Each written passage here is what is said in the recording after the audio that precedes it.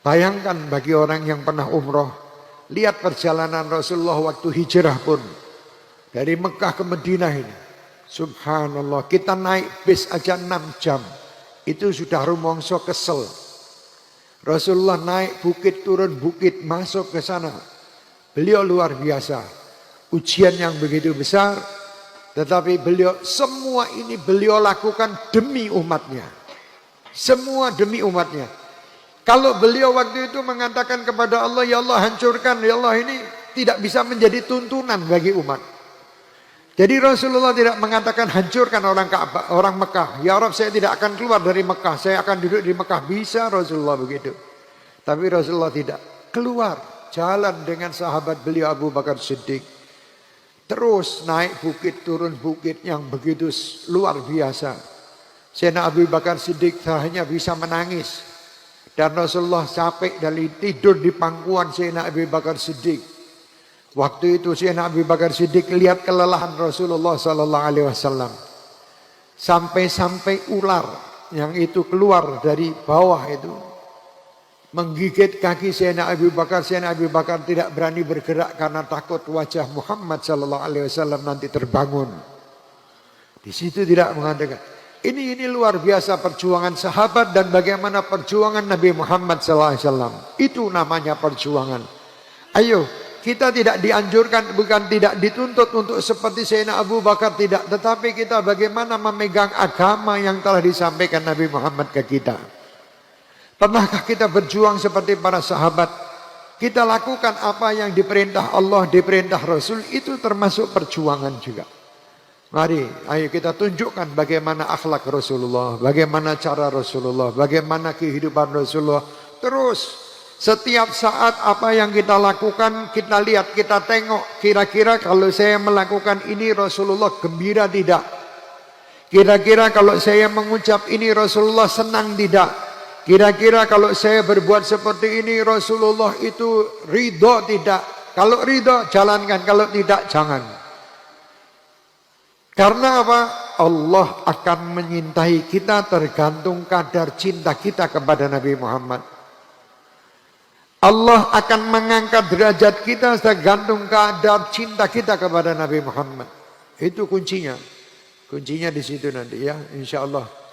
Saya yakin bahwa hadirin dan hadirat yang hadir di malam hari ini, serta yang mengikuti acara di malam hari ini, semuanya perindu Rasulullah. Semuanya pecinta Rasulullah.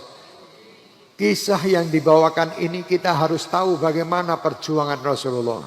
Kita resapi, kita ikuti dengan hati kita bagaimana besarnya perjuangan Rasulullah untuk kita. Di zaman itu tapi perjuangannya untuk kita sampai yaumil qiyamah. Ini semua Rasulullah lakukan demi umatnya. Rasulullah tidak pernah melakukan sesuatu yang langsung Rasulullah mendoakan hancur. Rasul tidak pernah. Rasulullah selalu mendoakan, ya Allah berilah hidayah kaumku ini karena mereka belum tahu. Sampai-sampai Rasulullah mengatakan, nanti kalau sampai orang-orang ini tidak ikut kepadaku, siapa tahu anaknya yang ikut kepadaku.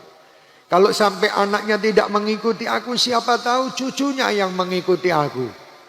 Sampai seperti itu Rasulullah ini. Rahmatnya, supaya apa? Tidak orang-orang ini langsung hancur. Tidak langsung hancur. Kalau Rasulullah mengangkat tangan semenit habis semuanya. Seperti Nabi Allah Nuh.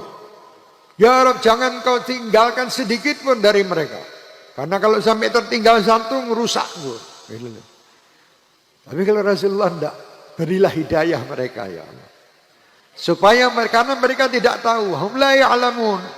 Karena mereka tidak tahu ya Allah berilah hidayah. Mereka tidak tahu siapa saya. Kalau mereka tahu siapa saya sebenarnya, mereka niscaya tidak akan melempari batu. Mereka tidak akan melempar dan tidak akan mencaci karena tidak tahu ya Rabb mereka melempar saya. Maafkan mereka ya Allah. Berilah hidayah mereka. Kalau mereka tidak dapat hidayah, siapa tahu anaknya, siapa tahu cucunya. Ternyata luar biasa. Doa Rasulullah SAW sampai ke Semanggi ini. Sampai ke Semanggi. Ini kita termasuk yang mendapatkan hidayah. bisa kumpul, bisa ini, bisa mendengar nama Nabi Muhammad dengan rindu, mendengar nama sahabat-sahabat Nabi Muhammad dengan senang. Ini luar biasa. Tidak kita dapatkan, tidak sembarang orang yang dapat. Makanya Habib Ali mengatakan min khawasil mu'minin wa tarwihan lil muta'alliqina bihadan nuril mubin. Orang-orang yang mempunyai ikatan kuat dengan nur Nabi Muhammad itu orang-orang yang khusus, bukan sembarangan orang. Orang-orang yang khusus, orang-orang yang di dalam hatinya itu ada rasa rindu kepadanya, walaupun kita ini belum bisa membuat beliau senang dan gembira. Kerinduan ini nanti yang akan memperjumpakan kita dengan beliau.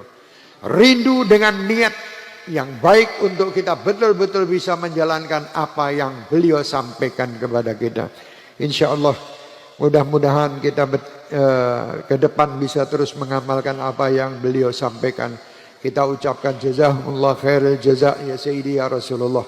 Kita berterima kasih kepada Rasulullah yang mana beliau telah berjuang untuk kita, dan kelak beliau pula yang akan menyelamatkan kita menghadap kepada Allah Subhanahu wa taala untuk memberi syafaat kepada kita semuanya hingga kita bisa terselamatkan dari semua fitnah dan terselamatkan pula insyaallah daripada fitnatul akhirah, dan kita bisa berjumpa dengan Rasulullah sallallahu alaihi wasallam di akhirat kelak di surga Allah Subhanahu wa taala bighairi hisab, bighairi hisab.